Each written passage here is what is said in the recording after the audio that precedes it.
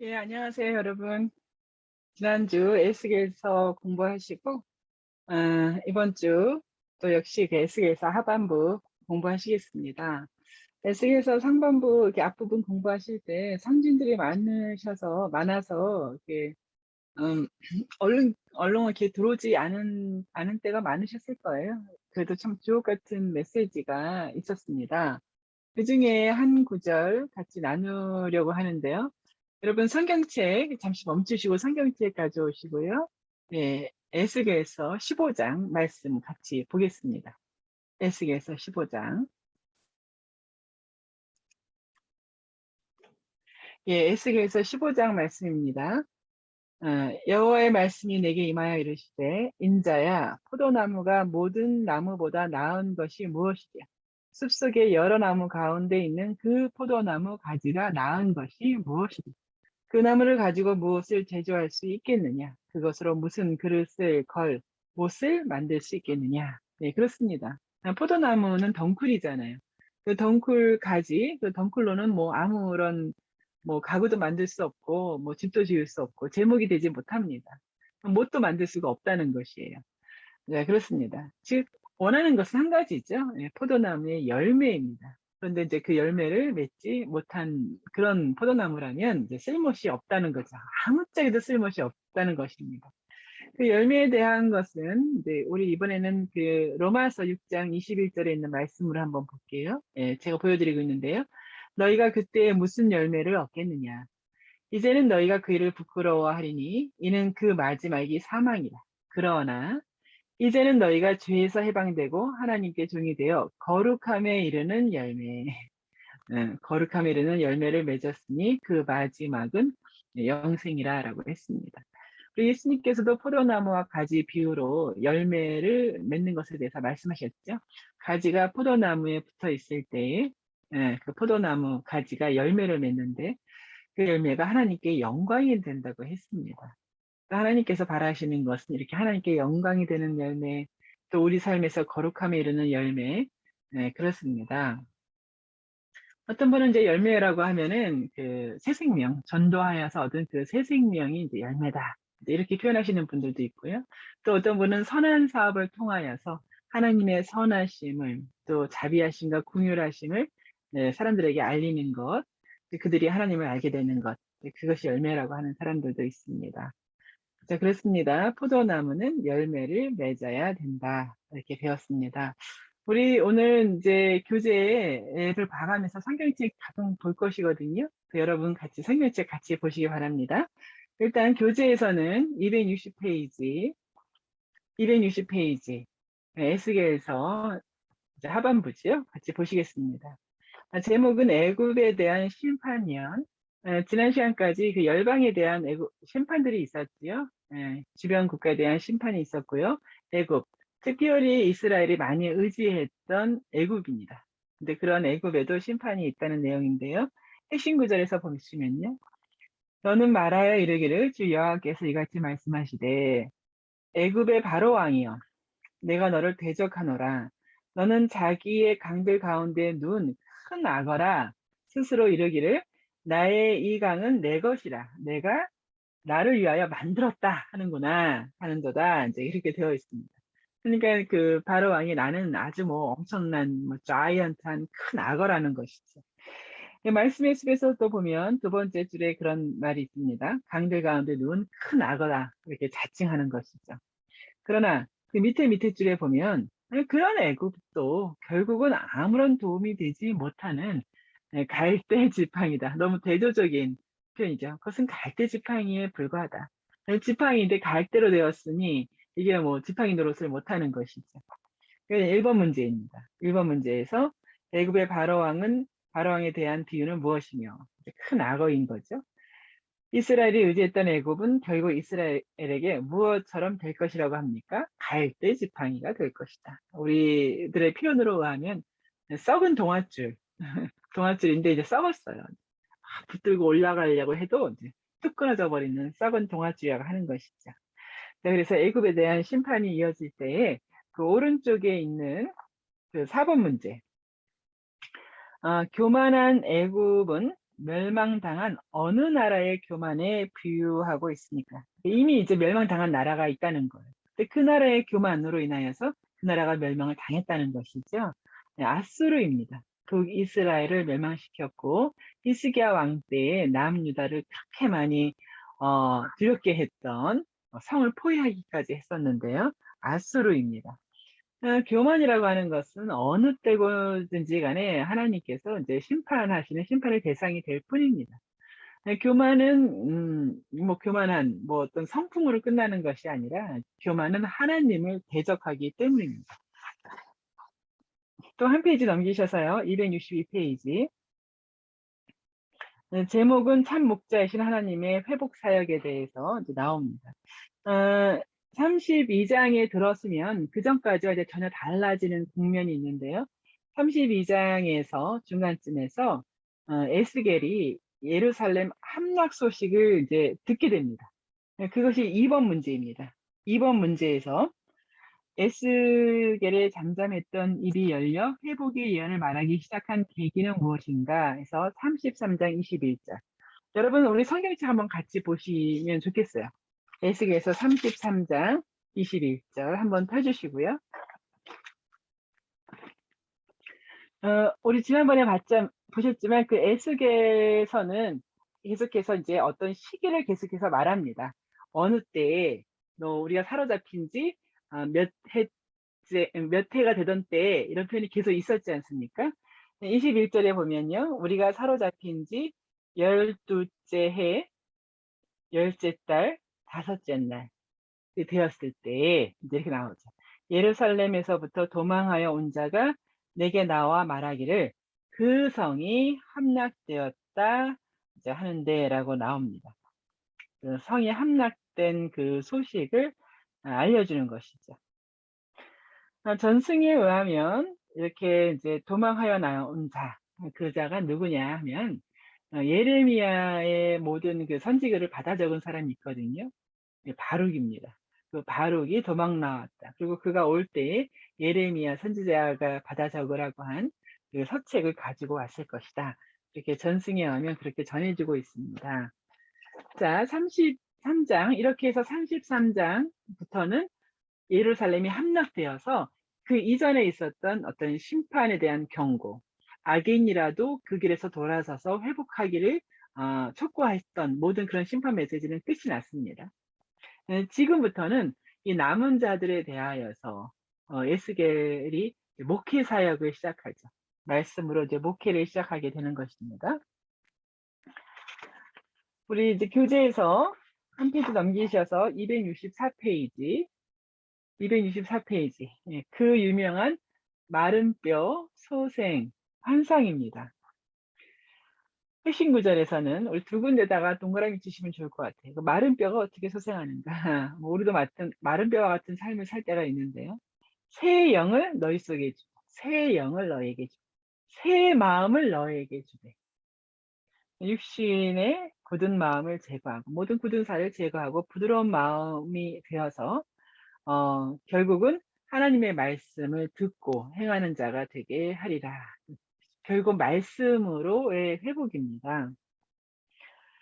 그렇게 해서 회복해 나가실 때 1번 문제에서 보면은 그 하나님께서 이스라엘을 회복시키는 방법이 이제 어떤 것들인지 이제 쭉 적게 되어 있어요. 그러니까 달락달락마다 해서 물론 그 땅으로 다시 돌아가는 거죠.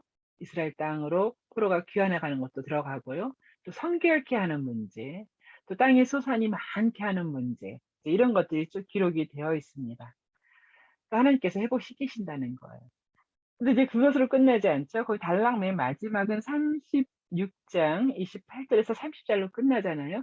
그 다음에 하나님께서 요구하시는 게 있는데 이게 기가 막힙니다. 그러면 교재에서 성경책에서 보시면 좋은데요. 36장 37절입니다. 36장 37절 말씀. 이렇게 회복의 말씀을 다 하신 이후에 37절. 주 여호와께서 이같이 말씀하셨느니라. 그래도 이스라엘 족속이 이같이 자기들에게 이루어 주기를 내게 구하여야 할지라. 그렇습니다. 그 모든 회복의 말씀들이 자기들에게, 우리에게 이루어지기를 구하여야 할지라라고 말씀하셨습니다. 그러니까 하나님의 말씀을 읽으시고 모든 약속들이 많잖아요, 성경에. 그 약속을 보시면서 아멘, 아멘.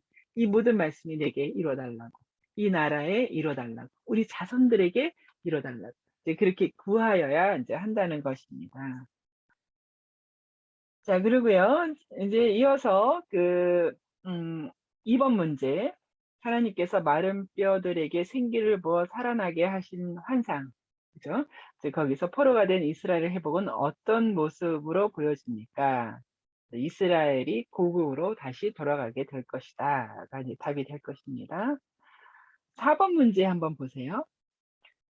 온전히 회복된 하나님 나라, 이스라엘을 공격할 하나님 나라의 그 최후 대적, 왕의 동맹국들은 결국 어떻게 됩니까? 그래서 이제 곡이라고 하는 그 나라의 이제 왕이거든요. 곡이라고 하는 왕이에요. 그 나옵니다. 근데 여러분 이렇게 곡하면 뭐 기억나시는 거 있으시죠? 생각나시는 거. 요한계시록. 요한계시록에서 이 곡이 하나님 나라를 이제 최후의 그 대적하는 나라로 나오지 않습니까? 요한계시록에 전에 한번 말씀드렸는가요? 그 요한계시록에 있는 많은 이런 곡이라는 표현이라든가 좀 지난 시간에 있었던 내생물, 뭐 일곱 등장 여러 가지 나오는데 그것이 구약성경 특히 에스겔서, 뭐 다니엘서 뭐 이런 데 나오는 그런 그 용어들이 있거든요. 그 상징들의 것이 모티브가 되어서 그게 이제 사도 요한에게 그런 것들이 모티브가 되어서 하나님의 말씀을 이제 받을 때 그 말씀이 어떠한가를 이제 이해하게 된 것이죠. 네, 그렇습니다. 또 한 페이지 넘기셔서요. 266페이지. 새 성전으로 돌아온 하나님의 영광. 네, 이제 뭐 아까 말씀드렸지만 이 시점에서는 벌써 예루살렘 성전이 이제 함락된 상태입니다. 이제 무너진 상태입니다. 그때 이제 새 성전 환상을 보여주는 거예요. 에스겔에게 아주 자세하게 뭐 이렇게 측량된 모든 것을 다 보여주시면서 마치 설계도처럼 자세하게 보여주시죠. 그래서 새 성전, 그렇게 새롭게 지은 성전으로 돌아오는 하나님의 영광. 제사장 직분을 이제 이렇게 수행해야 했던 그 에스겔에게 있어서 이 새 성전을 보여주는 하나님의 참 그 사랑, 은혜, 얼마나 에스겔이 기뻤겠습니까? 에스겔에 있어서는 성전이 자기 인생의 모든 것이거든요. 무너져 버린 성전만 남았을 뿐인데 이 새 성전을 보여주시죠. 하나님의 참 세세한 사랑이죠. 이 새 성전, 에스겔 성전은 지어지지는 않습니다. 설계 도면만 있을 뿐 지어지지 않아요. 성전 이야기가 나왔으니까 성경에 나오는 성전에 대해서 한번 좀 정리를 해볼게요. 아마 그 266페이지 맨 위쯤에 적으시면 좋으실 것 같아요. 이제 첫 번째는 이제 성전은 아니지만 성막이 있죠. 네, 모세의 성막이 시작입니다. 1번 모세의 성막이죠. 이후에 지어진 성전이 있죠. 예, 2번 솔로몬 성전. 솔로몬 성전이 지어졌습니다. 그리고 아까 이제 33장 21절에 있었던 것처럼 그 성읍이 이제 함락되었다. 성전이 다 함락되었다 하면서 이 솔로몬 성전은 다 무너집니다. 무너진 상태에서 바로 오늘 본문 있죠. 이 본문이죠. 3번이 될 것 같아요. 에스겔의 성전 환상입니다. 그래서 환상으로 끝나는데요. 그 성전 설계도가 아주 세세합니다. 지어지지 않았고요. 결국 포로들이 돌아가서 포로 귀환해서 지은 성전이 있지요. 예. 그 성전은 함께 갔던 왕족 수르바벨에 의해서 이제 지어지는데요. 그래서 그 성전 이제 4번 성전이 되겠네요. 수르바벨 성전입니다. 이 수르바벨 성전이 이제 자그맣게 지어졌어요. 예, 그리고 그 이후로 이스라엘 나라가 이렇게 세워져 가지 못했기 때문에 많이 이렇게 무너지고 해파됐었죠. 그것을 이제 신약 시대로 넘어가게 됐네요. 당시 예루살렘의 분봉왕이었던 헤롯이 대대적인 수리와 확장 공사를 합니다. 굉장히 오랫동안 공사를 했는데요. 또 예수님이 왔다 갔다 하셨던 그 성전은 이제 이름을 붙이자면 헤롯 성전입니다. 5번째가 되겠네요. 헤롯 성전. 헤롯 성전을 이제 왔다 갔다 하셨던 것이죠. 그 헤롯 성전도 예, AD 70년에 이제 로마에 의해서 다 완전히 회파가 됩니다. 이제 그 이후로는 성전이 이제 없는 거예요. 오늘날까지 없는 것이죠. 그런데 이제 성경에서는 또 다른 뭐 성전이라고 해야 될까요? 아니면은 이제 성읍이라고 할까요? 요한계시록의 예루살렘 성. 다섯 번째가 되겠네요. 요한계시록의 예루살렘 성 환상. 이것도 환상 중에 있는 것이죠. 하늘로부터 내려오는 예루살렘 성이 있습니다. 예루살렘 성인데 그 안에 성전이 없어요. 왜 성전이 없는가?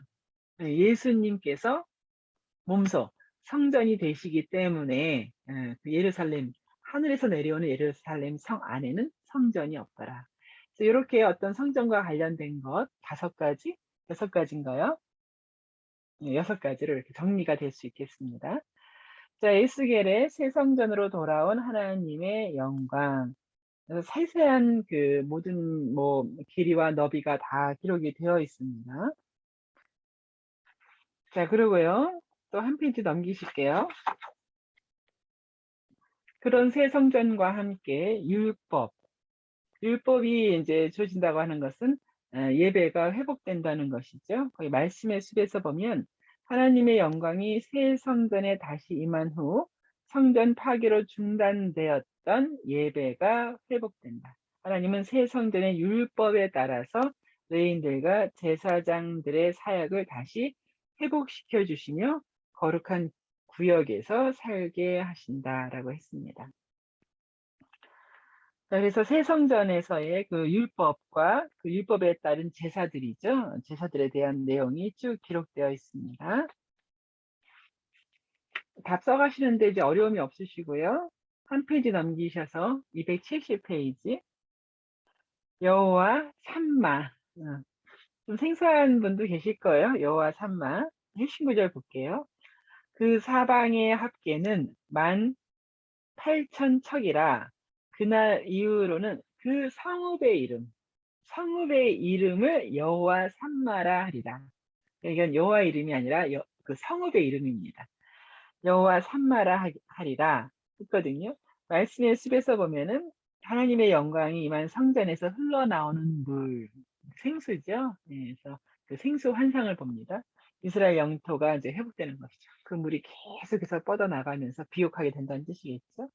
그 말씀의 숲의 그 밑에 줄에 보면은, 맨 밑에 줄에 보면은 여호와께서 거기에 계시다. 그 성전에 우리와 함께 계시다. 거기에 계시다. 그래서 성읍의 이름이 여호와 삼마라고 했습니다. 여호와께서 거기에 계시다. 그 문제가 오른쪽에 있는 5번 문제입니다. 5번 문제. 회복될 하나님의 성읍 예루살렘의 새 이름은 무엇입니까? 여호와 삼마. 그렇게 적으시겠죠. 뭐 이제 예루살렘 다시 성전에 대한 환상, 뭐 또 성읍의 회복 이런 게 나오는데 뿐만 아니라 그 땅 자체를 다시 마치 그 여호수아가 땅 분배를 하지 않습니까? 이제 그렇게 땅 분배에 대한 것도 나옵니다. 이게 3번 문제였거든요. 지파별로 이렇게 땅을 분배해 가는데요. 북쪽부터 남쪽 순으로 땅을 분배하는 12지파의 이제 이름을 써보라고 합니다. 이렇게 하나하나 이제 나눠가는 그런 12지파에 대한 땅입니다. 그래서 12지파라고 하는 것은 물론 레위 지파는 빼고요. 요셉 지파가 둘로 나뉘지 않습니까? 에브라임 지파, 므낫세 지파. 네, 그렇게 해서 기록이 되어 있습니다. 자, 이렇게 해서 여호와 삼마 하나님께서 계시는 성읍의 회복 이렇게 해서 맞춰지고요. 여러분 교재에서 한 번 더 페이지를 넘기시면요. 에스겔이 환상으로 본 성전이 나옵니다. 뭐 거진 지어질 것만 같은 이제 그런 성전이죠. 예, 그러나 아까 말씀드린 것처럼 지어지지는 않았습니다. 또 그 뒷페이지에 보시면요. 땅 분배에 대한 거를 그 성경책에 있는 내용으로는 이제 그렇게 될 것이다 라고 해서 이제 그렇게 보고 있습니다. 자, 그래서요, 우리 에스겔에서 이제 마지막인데요.